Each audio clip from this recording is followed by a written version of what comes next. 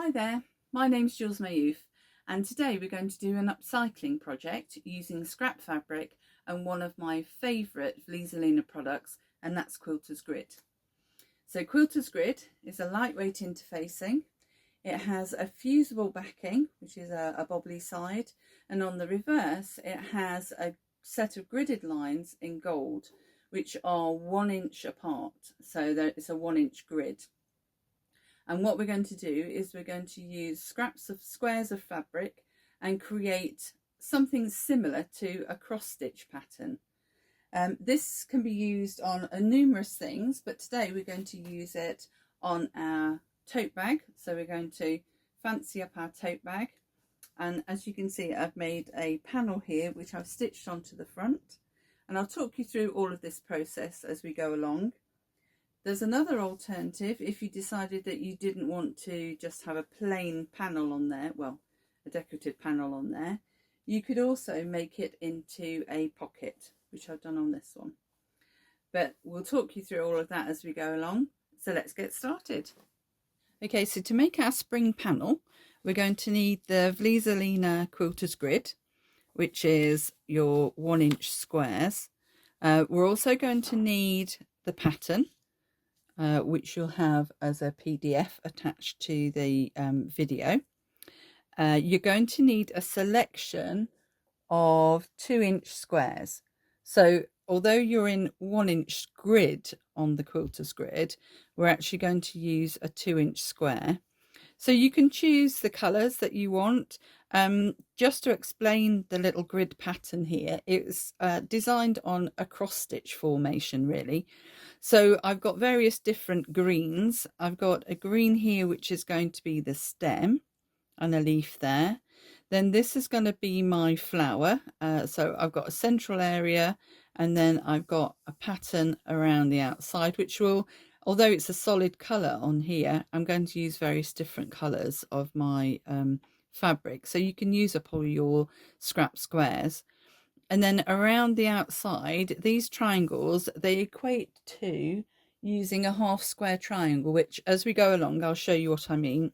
But that's essentially what it is. So we'll make a square in 2 halves, so the half square triangle, and kind of position it on here. So you need to decide which is going to be your darker outer and which is going to be your inner. So we'll do that.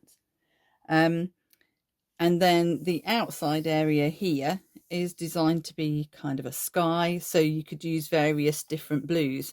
Now there's nothing to stop you using totally different colours on here. If you want to go ahead and have a look at some cross-stitch charts, the Quilters Grid is ideal for mimicking that cross-stitch chart affair. And you can use 1 inch pieces if you want to, so you've got more variation of the colour. Some of the cross stitch charts you'll use a half stitch, where you can use your half square triangles for that half stitch as well. And if it happens to be that that edge leads onto a background, you can just make sure that that part of it is the background part. Okay, so what I'm going to do is I'm going to go ahead and follow this pattern. The first thing that really you need to decide is how wide your Quilters Grid is going to need to be. So if you get the tote bag that you're going to pop it onto, because that's what we're doing the panel for, just decide how wide and how deep it's going to be. Just remember, when we do this, you will get some shrinkage. So if you imagine that every set of squares that we're going to do, we're going to have a 1/4 inch seam on one side and a 1/4 inch seam on the other. So if you imagine that you've got a 2 inch square, you'll lose a 1/4 inch there, you'll lose a 1/4 inch there, and top and bottom as well. So the panel is approximately, say, supposing your panel is 14 inches by 14 inches, you'll need to add on another 7 inches in order to allow for the shrinkage. But play around with that and see how it kind of develops according to the front of the tote bag that you're going to use, or any other project really. the amount of squares that you've got here, so 2, 4, 6, 8, 10, it's a 10 by 10, 2, 4, 6, 8, 10. So it's a 10 by 10 grid, but remember, each of these I've used a 2-inch square, so it's like 20 by 20, and then we'll lose about a third of that. So hopefully that makes sense. What I'm going to do is I'm going to go ahead and form my pattern, and I'll show you what that looks like, and also I'll show you how to do the half square triangles. So we're going to start and create the half square triangles, which is what we've done here. The way that you do that is to cut yourself some 3-inch squares. I'm using up scraps here, and I'm going to cut a 3-inch strip, and then I'm not worried too much how accurate I am because I'm going to chop half of this off, but let's go for the 3 inches. You see on this one there's a little bit that's missing on there, but I'm not too worried about that. When you're using Quilters Grid, the main thing is that you don't have to be quite as precise as you think you might need to be, which sounds a bit of a backwards thing, but because the squares are perfect on the Quilters Grid, you don't have to be so. There's a little bit of leeway, but the results that you get will be perfect. So the next thing that you'll do is you will pop your squares the right side together, and what you need to do is draw a line on the back of one of them, probably the lightest out of your squares that you're using. So draw a line on the back of it. You don't have to use anything like a heat removable pen because you're not going to see this at all. So just pop your line across the back, because that's only a guideline for you. And then what we're going to do is stitch them together. So you'll use this as your guideline, and you will stitch 1/4 of an inch on this side. So supposing, I haven't measured it, but I use 1/4 of an inch foot on my machine. So suppose that's 1/4 of an inch on that side. You'll stitch down there, and you'll stitch 1/4 of an inch down here. So either side of the line that you've just drawn, and then you'll cut along that line, and that will give you that kind of configuration. So you'll have, I don't know if this was the match to it, but you'll have essentially, you'll have that, and you'll cut down. You see where I've drawn along there? You'll cut down there. Then what you need to do is press your seams open and flat, and then we'll trim down the half square triangle. Okay, so on my half square triangle, I want a 2-inch square.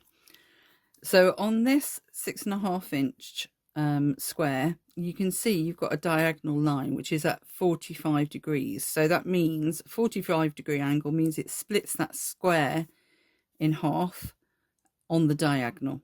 So we know that that's going to give us a good finish on there and an even colour. So what I'm going to do is I'm going to pop, I need to trim this square down now to 2 inches. I'm going to pop the line that I've got, which is my 45-degree line, along the diagonal, so along the seam between the two. And I'm going to cut off the side and top. So do that way, and we do that way. Sorry, it looks like I need a new blade. You get the general idea. And then what I'm going to do is I'm going to turn that around, and I'm now going to line up, because I know this is accurate because I've just cut it. I'm going to line up my 2 and my 2 here, so they form the horizontal and vertical sides of this square that I'm going to cut. I'm also going to make sure that this diagonal goes along my seam again, and I'm going to cut off the other 2 sides. So that's 1 and that's 2. So now what I've got is a 2-inch square, which has got my diagonal along here, which then can be used in my pattern. So such as that, you see that will match up with that. Okay, so I will show you how to sew that together, going from this to this. So your sewing machine is likely to have a regular foot on it. I quite like to use a 1/4 inch foot. If you haven't got one, you can align the edge of the foot here, and you would just shift over your needle position. Obviously different machines do different things, but you can see if I move that needle position over and then measure from the edge of your foot to where your needle is and calculate that you've got a 1/4 inch, then you can use the edge of this to align up to your seam or your marked line, and it will create a 1/4 inch seam. I'm going to use a 1/4 inch foot because that's what I like to use. So I'll just drop that and change it over. And if you are using a 1/4 inch foot, there are various different designs, but on mine, I know this width here is a 1/4 inch. So I'll align this with the 1/4 inch, with the seam that I'm going to sew. So if you remember before, we had this marked up. So you have your line, which is your line between the two squares, and this, if you remember, was going to be our sewing line. So I'm going to align the edge of my foot with the marked line across the diagonal. Just make sure they're lined up, and sew along that line on each side. So let's just make sure it's under my feed dogs. I'm sewing in a dark thread just so that hopefully you'll be able to see it a little bit better. So that's the end of that one.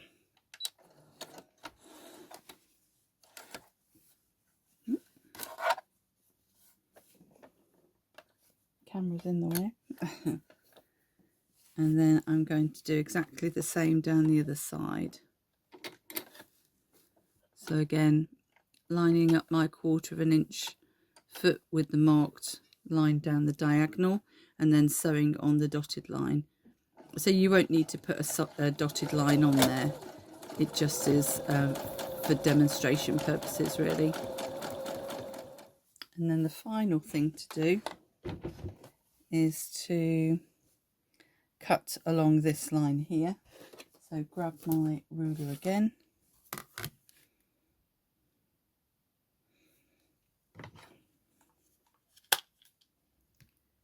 Pop on there. And then I've got my 2 half square triangles. Ready to be trimmed as we've done before. Okay, so here we go. I have set up all of the squares onto the Quilters Grid. So if I just show you my pattern, this kind of gives you some idea of what the layout will look like.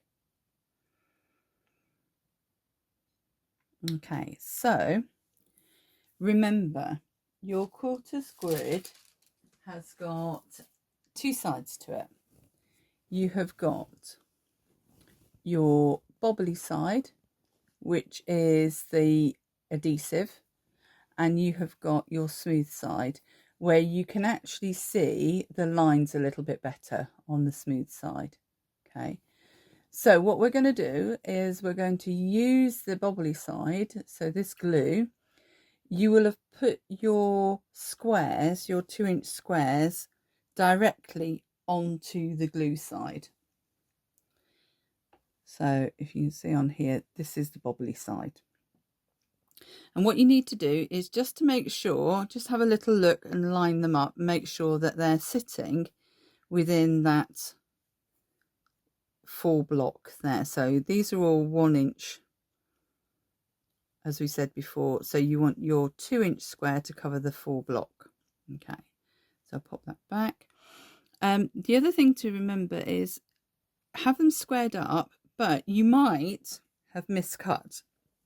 It all, you know, it happens. And can you see sometimes you'll get a little break between the squares?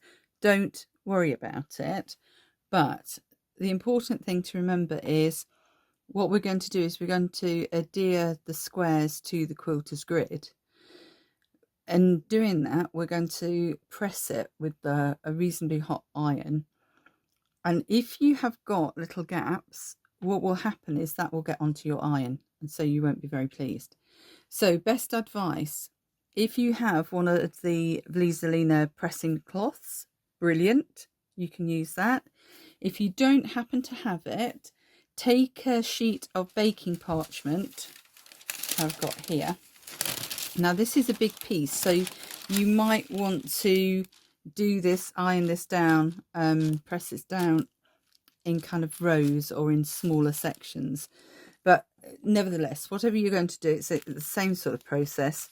So all along here, pop your baking parchment, then take your reasonably moderately hot iron and press it on. Now, two things.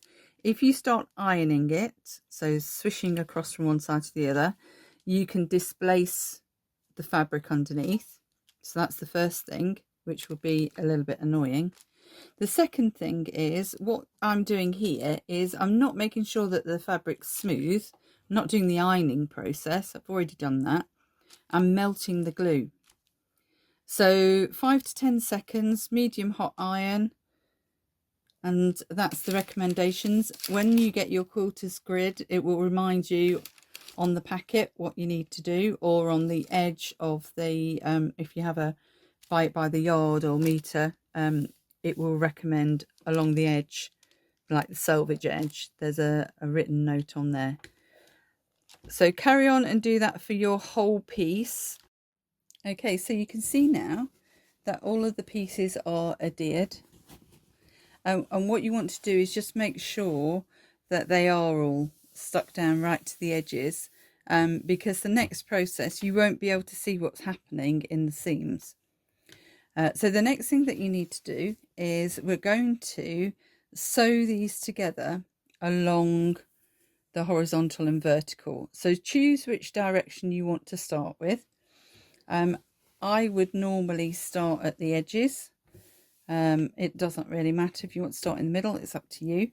But what I would do, what I'm going to do actually, is fold along the line that I can see here. So you can see on this bit here, I've got one of the kind of golden lines. Can you see that golden line there? And I'm folding that across.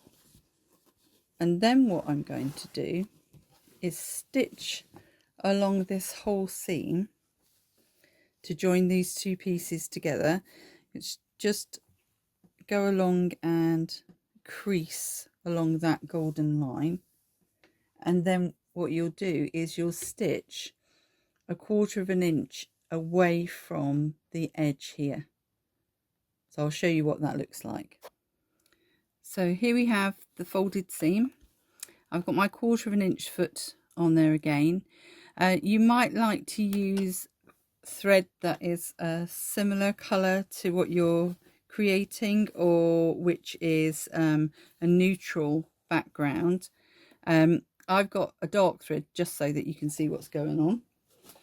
And what I'm going to do is sew now all the way along, keeping the edge of my foot against the edge of the fold here, and that will give me the 1/4 of an inch that I want. So let's have a little look. And what's happening underneath is that those two free pieces of fabric, if you like, we're now sewing them together. So you're just making a normal seam, but because you've got the grid to follow the lines from, what's happening is that that seam will be straight. So this is going to give you a perfect square, a really neat seam, and a very professional finish. So as you can see, those have now sewn together, and that's a very neat seam that you've got going on. So now what you'll do is you'll carry on and sew all of this way seams, so all of the vertical seams. So I'll go ahead and do that, and then I'll show you where we get to. All of the vertical seams are now done. This is what it looks like on the reverse.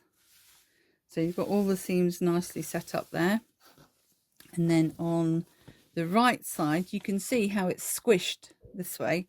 So rather than looking square now, we look a bit more rectangular. So the next thing that we need to do is sew the horizontal seams. So on the back you have the seams all created here. There are two things that you can do. You've got options here depending on what you want to do.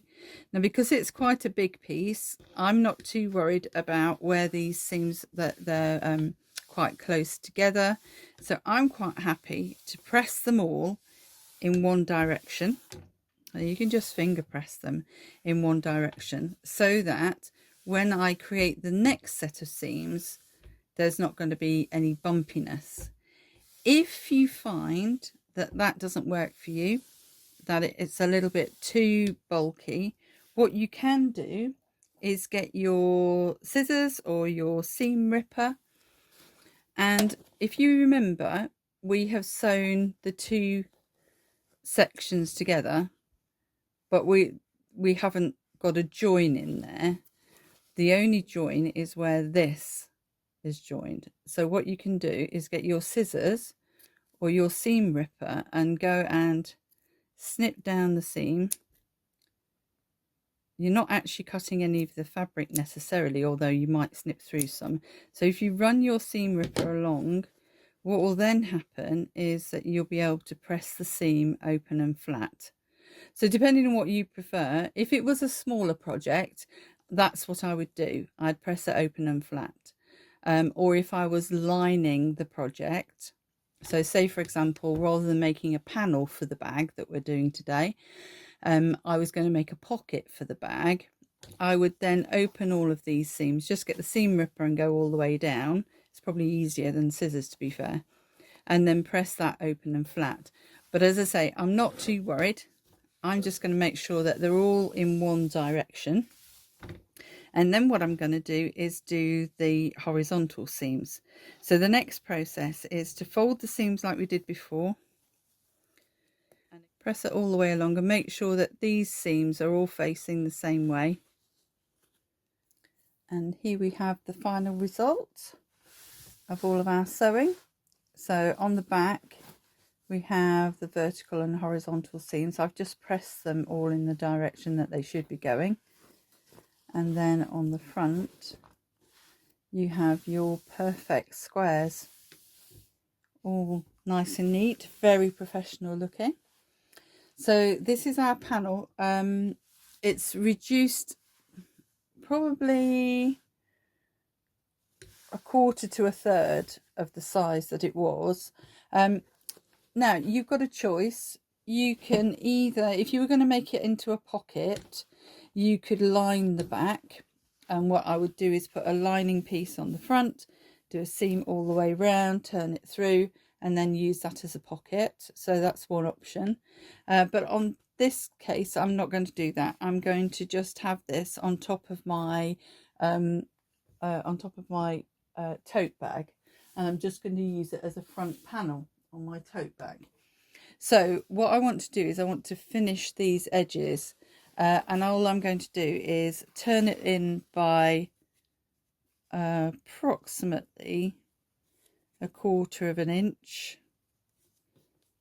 I don't want to lose too much of the pattern that I've created, and then I'm just going to do a little seam going around. You could use a zigzag, or you could just use an overcast stitch, because obviously this is exposed, although because you have fused the quilter's grid to the back of it, that's not really going to fray. So I feel fairly secure in just using a normal seam, because that's then going to fit onto the front of my tote bag, and it's all going to be sealed in. So I'll pin around it, do a quarter of an inch seam, and then I'll attach it to my tote bag, and I'll show you what the finished result's going to be. So here I'm just hemming around. I'm folding down about, actually I've decided about half my square. So you can use the golden line as a guide. You can just fold up and then press all the way around. You can actually, if you want to, you can use the Wonderweb hemming tape. You could pop that inside and that would help it stay in place. And then when you actually, what we're going to do next is turn this and fit it onto the tote bag. So once you've done that, you can actually, the Wonderweb would also stick a little bit to the tote bag if you ironed it on. So I'm going to go all the way around and then I'll position it onto my tote bag and I'll show you what happens. So now we've got the front of the bag and I've pinned and partially sewn, because I just want to show you how to do the corners, our motif, our Quilters Gridded motif on the front of the bag. Just be a little bit aware that obviously if you're pinning to the bag, you might want to slide something like a piece of cardboard or a magazine inside, so that when you pin onto these edges, you're only pinning through one layer and not through the back layer. So pin all the way around. I'm at the final corner. I have sewn all the way around, but I'll show you the final corner just so that you know what to do with this corner piece. So you will have ironed down on both sides. You would have ironed a hem. If you're using the Wonderweb, then what you need to just make sure of is that you don't iron the corners, because what we're going to do is, can you see you've got like a little square piece on the corner here? We're just going to tuck that under and then fold over the two outer edges, almost making like a mitered corner there, so that when you pin it down, just pin it, it's nice and neat. So all I need to do now is finish sewing this corner. Don't forget you've got handles that may nip inside, so just be careful that when you're sewing the seam, you are literally only sewing your top motif to your single layer and not through everything else. The challenging part, I suppose, is the bottom, because obviously you've got lots of fabric either side, but just make sure that you pull this apart so that you don't sew onto the other side of the bag. Okay, so that should give you quite a nice motif on there. And if you've got a bag that a tote bag that you don't want to advertise on, obviously I'm going to keep my name on mine, but if you want to cover something, this is a nice way to cover it. It uses up all your scrap fabric, and it gives you a bit of a recycling vibe to it as well, so it's quite nice to upcycle things. And don't forget, we mentioned a little bit earlier that you could use this as a pocket. Now, if I was going to use this sort of size, I think I'd probably put a little bit more stiffness behind it. So maybe have another layer of something like a H200, so another light interfacing on the back. But also when you're doing a pocket, you'll need to line this piece, because this is just kind of, you can see that now. Obviously, this is just your reverse of the grid, which you could potentially catch things on. So if you're going to do a pocket, I've done a slightly smaller one here. I've used just the flower motif. So I've only used, on our initial kind of diagram, I've only used this bit. But it's up to you. You don't even have to use that. You can just use different multicoloured fabric that you like. And on here, I have lined the piece. So just some basic fabric on there, sewn it together all the way around, left a turning gap, turned it through, and then I've sewn it to my bag in the sides and the bottom. And so I've got a nice little pocket to put my phone in or my keys or whatever without them going into the bottom of the bag. So hopefully you've enjoyed our little recycling, upcycling project with the Quilters Grid, and it's given you a little bit more inspiration. Remember that with the Quilters Grid, although we've used a 2-inch square, you can use 1-inch squares up to whatever size fabric you want, but keep them into multiples of whole inches, and then that keeps you within the square lines as well. And it just gives you a really nice, neat, professional finish. people will wonder how long it's taken you, especially if you use the very small squares. Then it must have taken you an age, and it must have been really, you know, a project of love when you know the secret. So I'm glad that you know the secret now, and hopefully you'll go on and enjoy making lots of things with Quilters Grid. So thank you very much for joining me on this project, and I hope to see you again soon. Thank you.